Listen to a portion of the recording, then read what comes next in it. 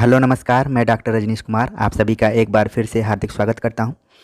नाटक के अध्ययन के क्रम में हमने अभी तक भारतेंदु हरिश्चंद्र के नाटक अंधेर नगरी और भारत दुर्दशा पर विचार किया था। उसी की अगली कड़ी में आज हम बात करेंगे जयशंकर प्रसाद के नाटक चंद्रगुप्त, स्कंदगुप्त और ध्रुव स्वामिनी पर। और इस वीडियो लेक्चर में हम इन तीन महत्वपूर्ण नाटकों से संबंधित सामग्री को एक जगह संकलित कर प्रस्तुत कर रहे हैं, जो कि आपके आगामी परीक्षाओं के लिए महत्वपूर्ण साबित हो सकते हैं।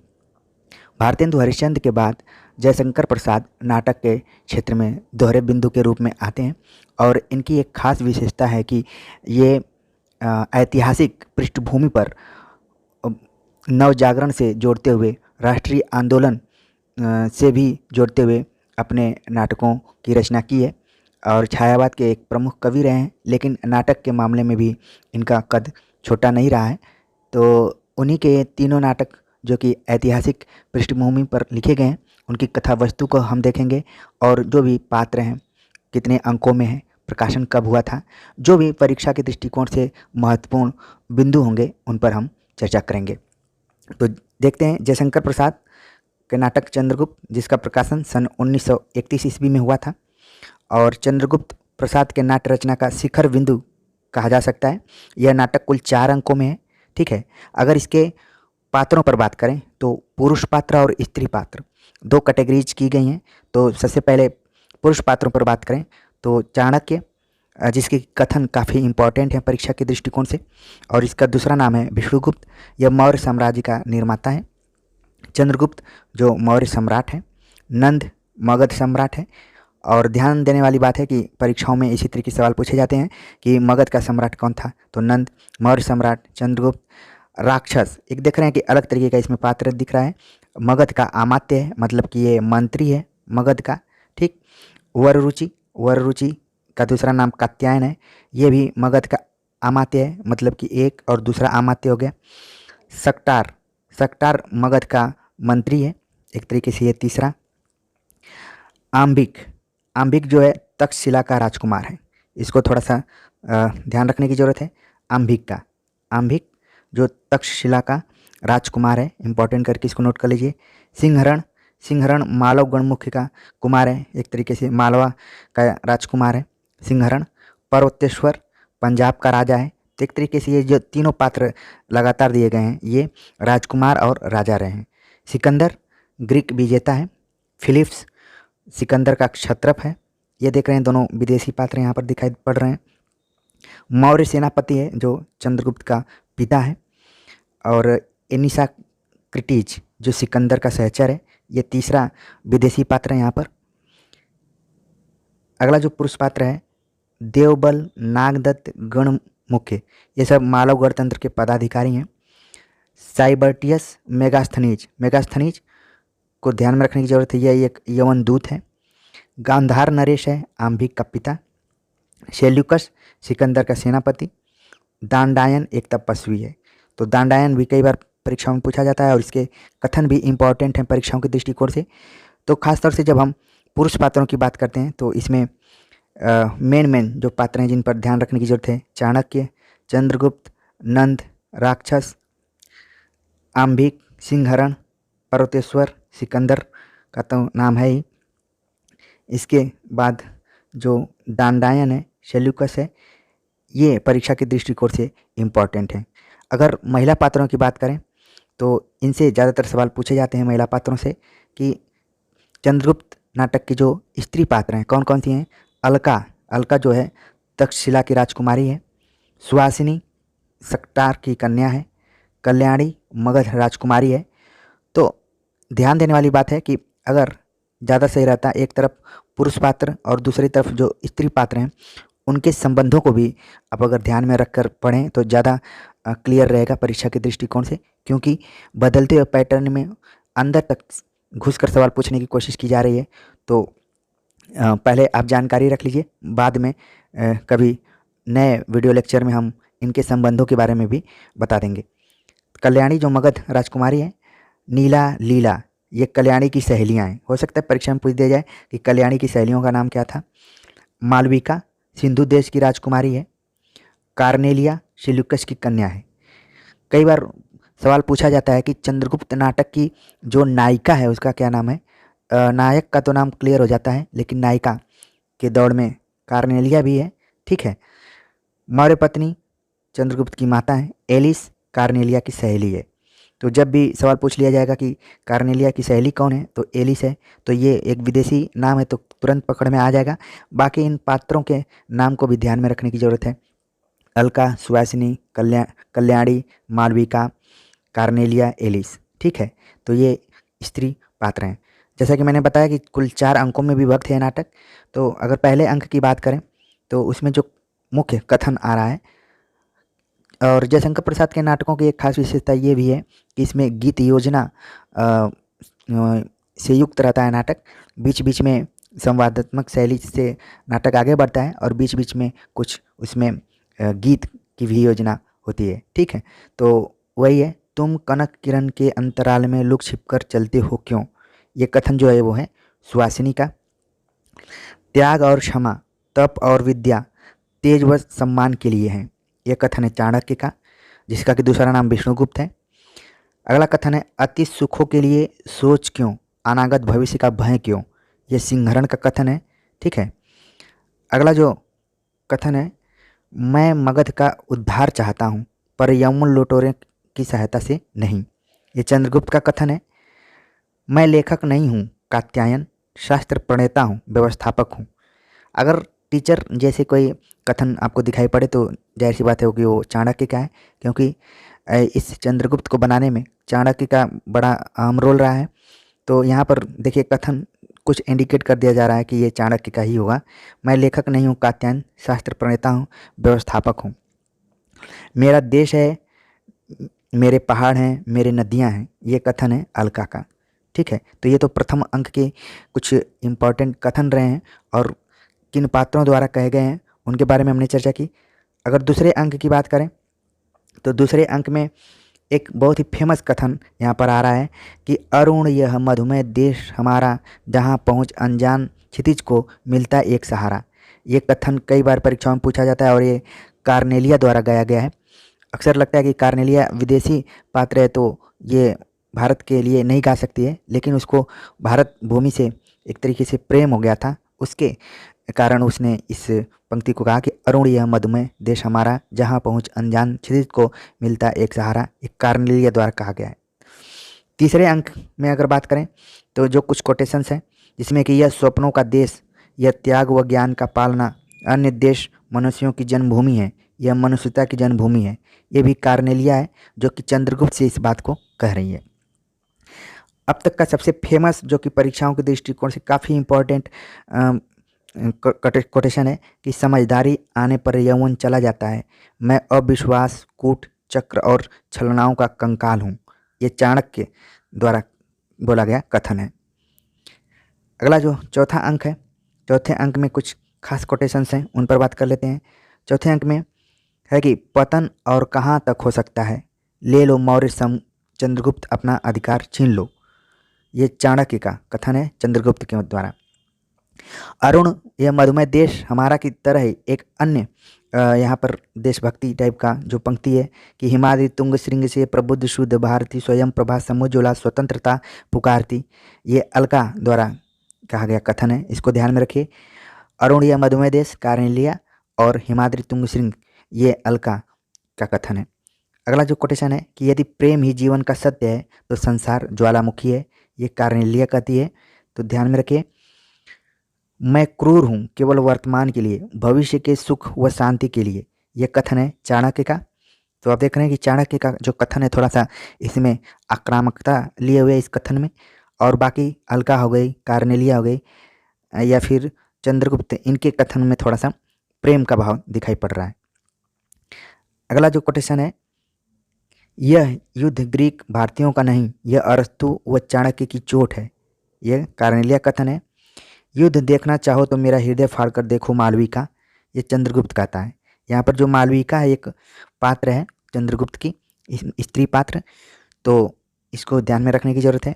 कुल मिला जुला कर ये जो नाटक है 4 अंकों में 1931 में इसका प्रकाशन हुआ था। ऐतिहासिक पृष्ठभूमि को आधार बनाते हुए जयशंकर प्रसाद ने इसको स्वाधीनता आंदोलन से जोड़ने की कोशिश की है। अक्सर जयशंकर प्रसाद के नाटकों पर यह सवाल उठाया जाता रहा है कि इनके नाटक रंगमंच के दृष्टिकोण से बहुत ही अनुकूल नहीं है, इनमें पात्रों की संख्या बहुत ज़्यादा है और इनकी जो भाषा शैली है वो संस्कृत निष्ठ है, तो कठिन हो जाती है।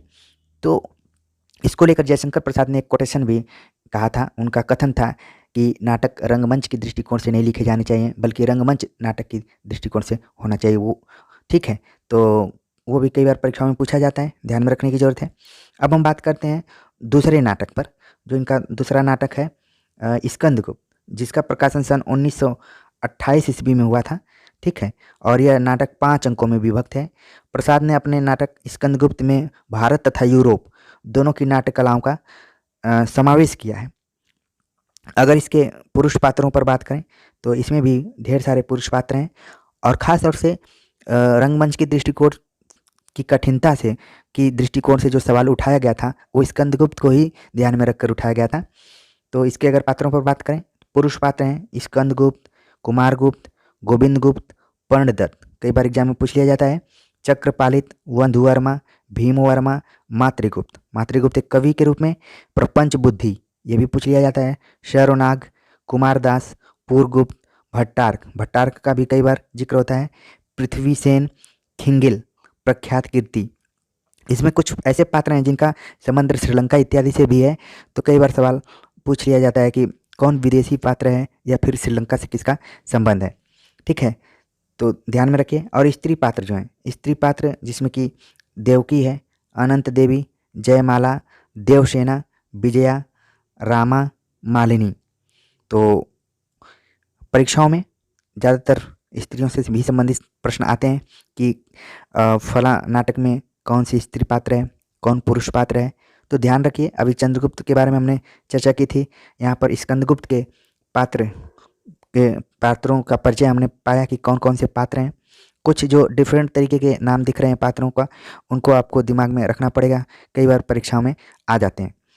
यह नाटक कुल 5 अंकों में है, तो पहले अंक के कथन पर बातचीत कर लेते हैं, जो कि पहला जो कोटेशन है काफ़ी इम्पोर्टेंट है, परीक्षाओं में लगातार पूछा जाता रहा है कि अधिकार सुख कितना मादक और सारहीन है। यह स्कंदगुप्त का कथन है। ठीक है, ये परीक्षा में खूब आता है, ध्यान में रखिए। कई बार तो पूछ देता है कि ये किस नाटक से लिया गया है और नाटकों का नाम लिख देता है, और यहाँ पर जो कथन है वो खुद स्कंदगुप्त का है कि अधिकार सुख कितना मादक और सारहीन है। दूसरा कोटेशन है कि कविता करना अनंत पुण्य का फल है। यह मातृगुप्त द्वारा कहा गया कथन है। अभी हम प्रैक्टिस सेट करवा रहे थे तो इसमें प्रश्न आया हुआ था कि किस पात्र द्वारा इसको कहा गया है। तो देख रहे हैं आप, स्कंदगुप्त के मातृगुप्त जो कि कवि रहा है खुद, ठीक है, तो उन्होंने इस बात को कहा है। अगला जो कोटेशन है कि परिवर्तन ही सृष्टि जीवन है, समय स्त्री व पुरुष दोनों की गेंद लेकर दोनों हाथ से खेलता है। यह धातुसेन द्वारा कहा गया कोटेशन है, तो धातुसेन को याद रखिए कि स्कंदगुप्त का पात्र है। पुल्लिंग व स्त्रीलिंग की समष्टि अभिव्यक्ति की कुंजी है। पुरुष उछाल दिया जाता है, स्त्री आकर्षण करती है, यही जड़ प्रकृति का चेतन रहस्य है। देख रहे हैं कितनी दार्शनिक तरीके की बात यहाँ पर धातुसेन द्वारा कही गई है, तो ध्यान में इस कोटेशन को रखना है।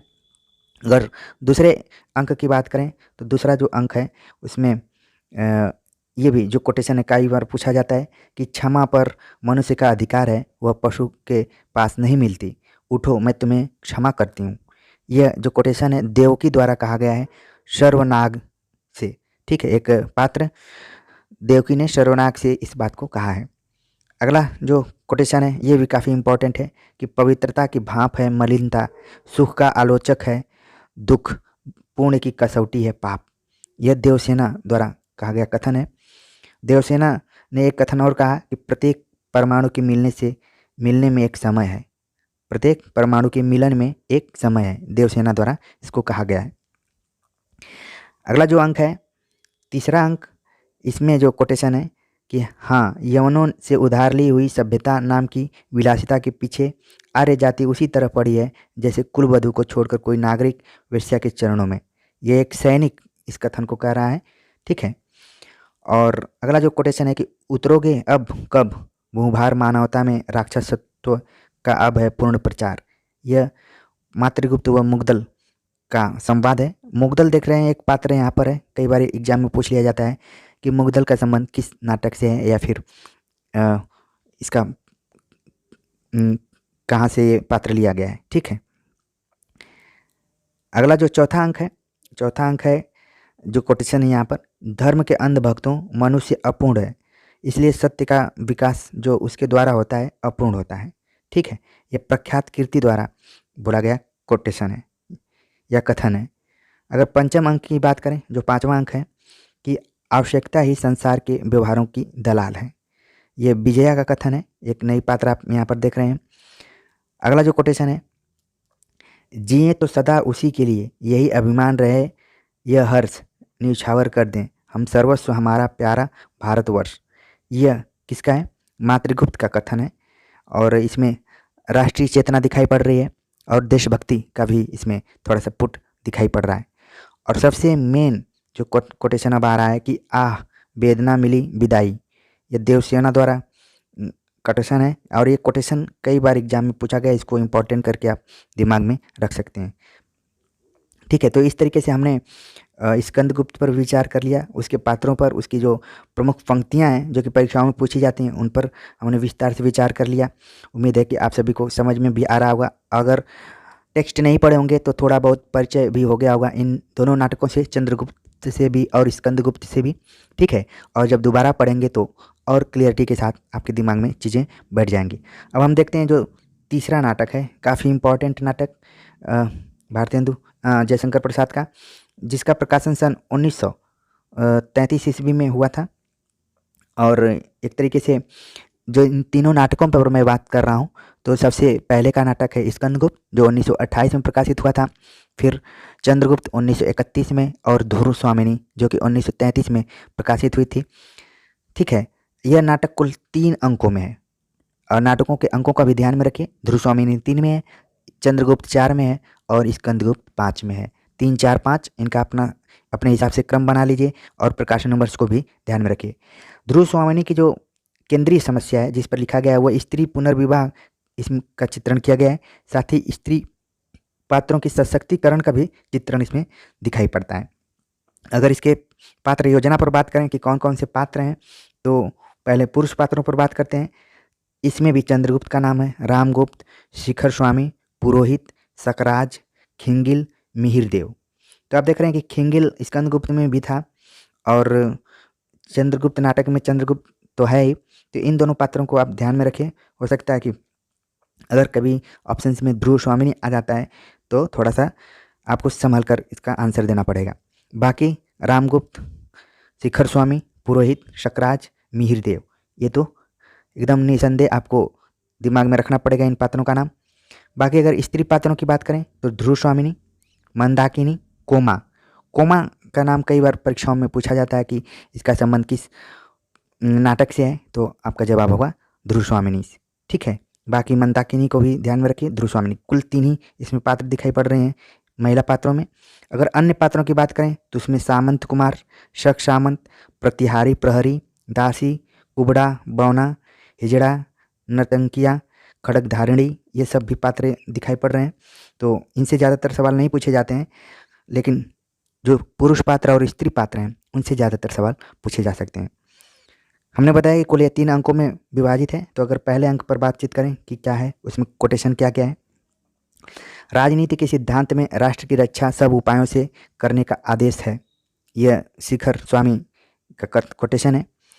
अगला है कोटेशन जो कि इम्पोर्टेंट है, मूर्खों ने स्वार्थ के लिए साम्राज्य के गौरव का सर्वनाश करने का निश्चय कर लिया है।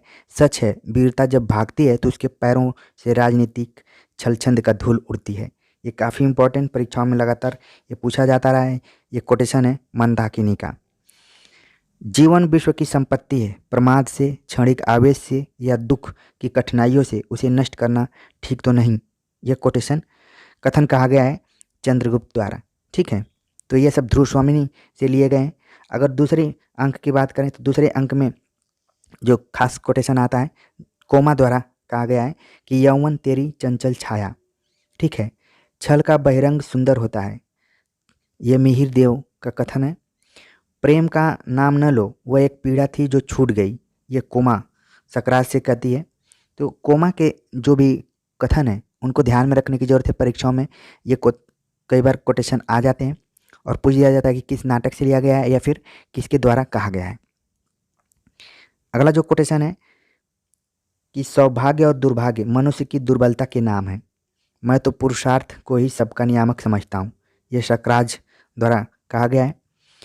किंतु राजनीति का प्रतिशोध एक नारी को कुचलने के बिना नहीं हो सकता। ये कोमा है। तो शकराज और कोमा इन दोनों के कोटेशन ध्रुव स्वामिनी के नज़रिए से काफ़ी इम्पोर्टेंट है।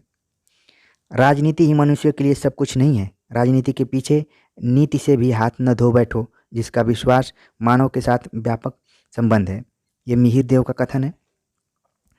अगर तीसरे अंक की बात करें तो तीसरे अंक में कुछ कोटेशंस हैं, जिसमें कि विधान की स्याही का एक बिंदु गिरकर भाग्यलिपि पर कालिमा चढ़ा देता है। यह चंद्रगुप्त का कथन है। भगवान ने स्त्रियों को उत्पन्न करके ही अधिकारों से वंचित नहीं किया है, किंतु तुम लोगों की दस्यु वृत्ति ने उन्हें लूटा है। एक तरीके से मंदाकिनी का एक काफ़ी सशक्त कोटेशन यहाँ पर है। अगला जो कोटेशन है मंदाकिनी के द्वारा है कि जिन स्त्रियों को धर्म बंधन में बांधकर उनकी सम्मति के बिना उन सबका अधिकार छीन लेते हैं, तब क्या धर्म के पास कोई प्रतिकार, कोई संरक्षण नहीं छोड़ते जिससे वे स्त्रियां अपनी आपत्ति में अवलंब मांग सकें। एक तरीके से देख रहे हैं कि जो स्त्री विमर्श या फिर स्त्री के अधिकारों की चेतना बाद में आई है 90 के दशक में। उसके पहले ही जयशंकर प्रसाद इत्यादि ने अपने नाटकों में मंदाकिनी जैसे पात्रों के माध्यम से उठाना शुरू कर दिया था। बाद में महादेवी वर्मा छायावाद की जो कवित्री रही हैं, उन्होंने तो स्त्रियों को केंद्र में रखकर ढेर सारी रचनाएं की हैं। ठीक है, तो एक तरीके से समकालीन प्रभाव भी दिखाई पड़ता है। तो इस लेक्चर में हमने कुल 3 नाटकों पर विचार किया, चंद्रगुप्त, स्कंदगुप्त और ध्रुव स्वामिनी पर। उम्मीद है कि उसके प्रकाशन वर्ष कितने अंकों में विभाजित है, कितने पात्र हैं, स्त्री पात्र, पुरुष पात्र, उनकी कथा वस्तु और कथन, प्रमुख पात्रों द्वारा बोले गए कथन आपको समझ में आ गए होंगे और इन तीनों नाटकों से आप अच्छे से परिचित हो गए होंगे। और उम्मीद है कि ये लेक्चर आप सभी को पसंद भी आया होगा। कमेंट्स कर ज़रूर बताइए। मिलते हैं नए टॉपिक के साथ, तब तक के लिए नमस्कार।